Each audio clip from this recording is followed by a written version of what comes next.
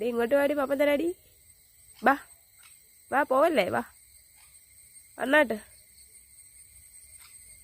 ഇങ്ങോട്ട് വാ. നമ്മളെ പോന്ന് എടേ ഇങ്ങോട്ട് വാടേ. വാ വാ വാ വാടാ ഇങ്ങോട്ട് വാ. പോവാണ് പോവല്ലേ വാ.